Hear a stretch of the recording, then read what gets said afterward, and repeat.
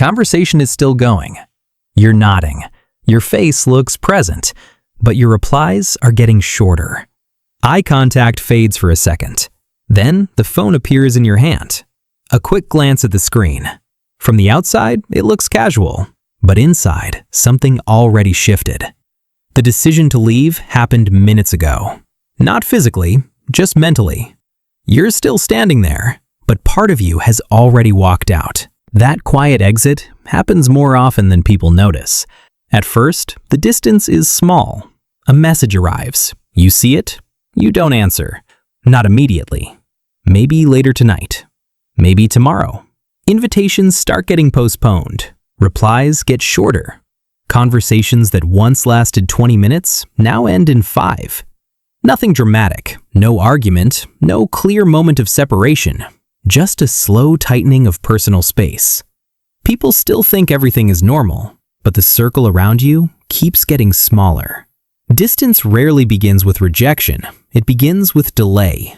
Before replying to a text, something else appears. A quick internal scan. What will this conversation become? How long will it last?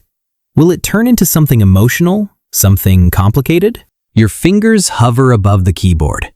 You're not just replying, you're calculating. Even small interactions begin to carry preparation.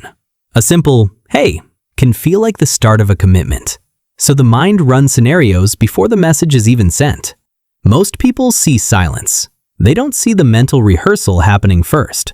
Gradually, silence starts to feel easier. Not lonely. Predictable.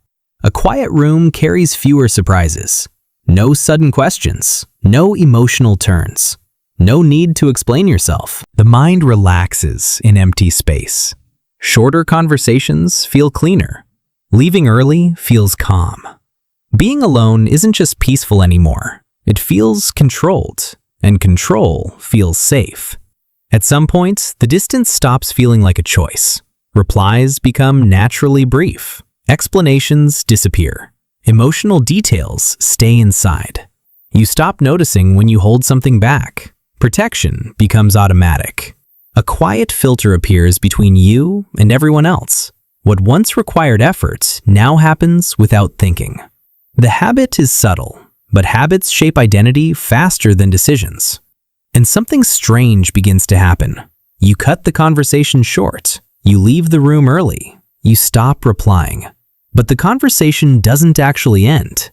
It moves inside your head. Later that night, the mind replays it. The tone you used, the look on their face, the message you didn't send, the sentence you almost said. Cutting people off doesn't always remove the interaction. Sometimes it just relocates it, from the room to your mind. Over time, another change appears. Spontaneity fades. Jokes are filtered before leaving your mouth. Responses arrive a few seconds later than they used to. Even simple reactions feel measured. A small pause before speaking. A slight check before showing emotion. Nothing dramatic, just quiet self-monitoring. The mind is always adjusting, always managing the version of you that people see. And that constant adjustment has a cost. Being guarded is exhausting, but the relief is real. You leave a conversation early. You ignore a message. You quietly remove someone from your life. And immediately, the tension drops. The body relaxes. The mind feels lighter. Relief arrives quickly, so quickly that the brain learns something. Distance works. Every time the pressure disappears, the habit strengthens. The mind remembers the fastest path back to calm. And the fastest path often becomes the permanent one. Now walk into a crowded room. Something automatic happens. Your eyes scan the space. Who's here? Where can you sit? How long should you stay? Which conversation might trap you the longest? Exit points appear before introductions do. You choose seats carefully. You position yourself near the edge, just in case. To others, it looks like normal awareness, but inside, the mind is already planning the escape. Eventually, something deeper settles in. The behavior stops being a strategy. It becomes a description. You're not just avoiding people. You're someone who keeps distance, someone who prefers space. someone who doesn't get too involved. Relationships begin to feel like interruptions, moments where your carefully balanced calm might be disturbed. Distance no longer feels temporary. It feels like your natural setting. Then something unusual happens. Someone doesn't react the way you expect. They don't chase, they don't pressure you, they don't force closeness. They simply stay present, steady, not trying to break the distance, just not disappearing because of it.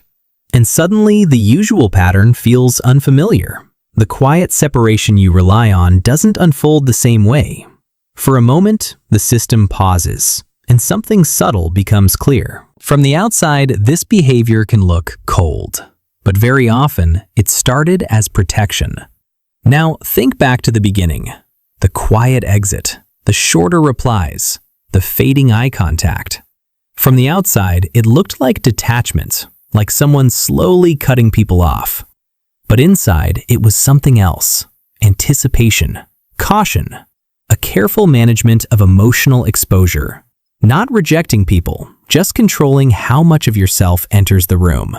The distance wasn't always about others. Sometimes it was about preserving energy. Sometimes it was about avoiding unpredictable moments. And sometimes it was simply the safest way the mind knew how to move through the world. So the next time a conversation is still happening and your attention quietly starts leaving before you do, you might notice it. That moment when the exit happens first in the mind, long before the body follows.